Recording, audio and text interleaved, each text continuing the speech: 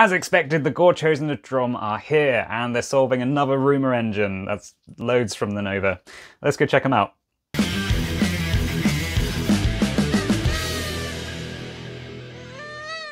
Well, hey, we're getting to see the full Gorechosen of Dromm warband, and they are pretty damn elite for a Warhammer Underworlds warband, coming in at only 3 models.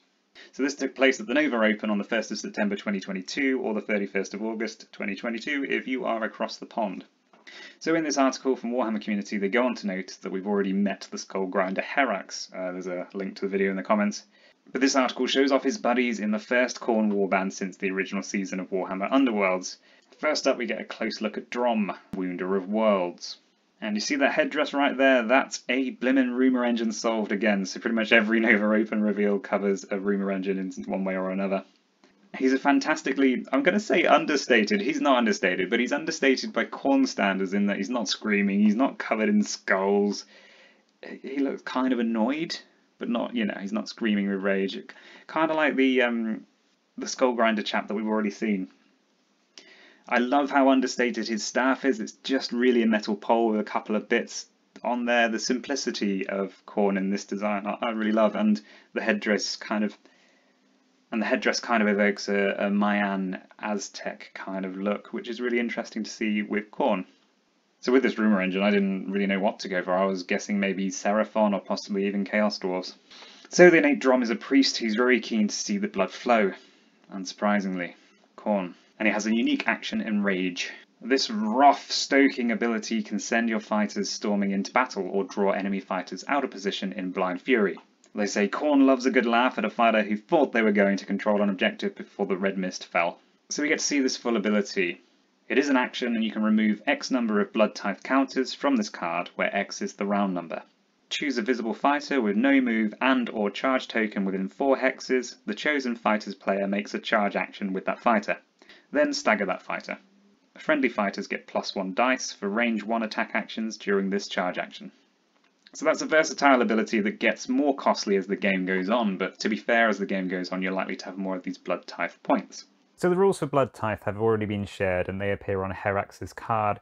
Just to remind you, for blood tithe after setup, give this fighter 1 blood tithe counter.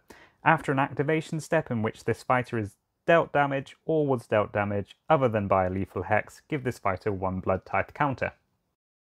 As we can see on this card and the other 2 cards revealed, all 3 of these fighters inspire when they have 3 or more blood tithe counters. So you have the versatile option of spending them or saving them until you're inspired and then spending them. So back to Dromm. It's going to be really interesting to see this in action, whether it's charging enemy fighters through lethal hexes or just charging them towards the chunky boy in your warband who looks like he can really take a punch and dish out the hurt.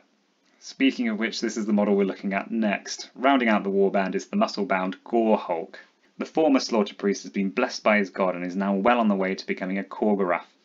As they chatted about during the video preview, it's really interesting to see somebody in this kind of middle ground between the Khorgorath, which is a bizarre looking beast. I was never quite sure on the face, and I've seen a lot of conversions that change that up, even just sticking a screaming face in the place this sort of open skull more looks better in my opinion, but yeah, it's really interesting to see this chap. They say the hardest decision to make is whether you're going to attack using his crushing grip or choking grip. Either way, his opponents will need more than a throat lozenge after he's done with them. So we can see the Gore Hulk's 2 attacks, Crushing Grip, which has 2 daggers, 1 range and does 3 damage, and Choking Grip, which is 2 hammers to hit. It's 1 range again and does 1 damage, but also has Throttle and Stagger. Throttle, it does go on to note, after the deal damage step, give the target 1 move token and they cannot be driven back by this attack action. Then you can remove one of this fighter's blood type counters. If you do so, deal 1 damage to the target. Lovely. The Gorechosen of Dromm come with their own Rivals deck for Warhammer Underworlds, meaning you can play the new warband straight out of the box. Pop your miniatures together and you're ready to claim the Nethermaze in the name of khorne.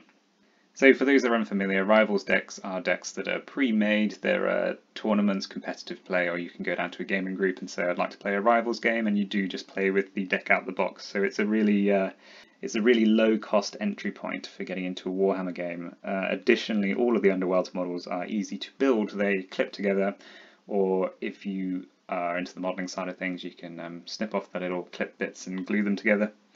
It does tend to be better to snip them off a little bit before you glue them, as the glue takes up a little bit of space, so they're not completely snug. They also come in coloured plastic as well, so you don't need to paint them, you can just get going. Finally, they say we'll have more on the Gorechosen of Dromm soon. They do tend to do preview articles where they have a look at more of the cards, and they'll also be publishing when they're available for pre-order.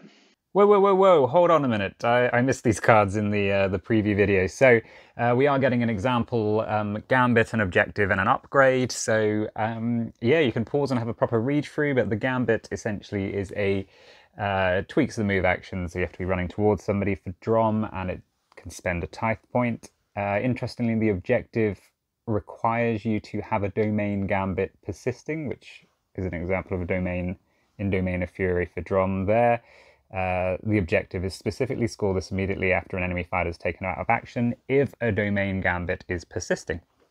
And finally, we can see a nice and simple upgrade, which is at the start of each round, give this fighter 1 blood type counter, and that's for any of them. Cool. So, what do you think? Let me know in the comments. Are you intending to charge your opponents through lethal hexes and in random directions towards fighters they probably don't care about? I'm sure you are. It sounds like fun. Anyway, let me know what you think in the comments. If you've enjoyed this video, feel free to like it. And if you want to see more from me, feel free to subscribe. No pressure though. Cheers.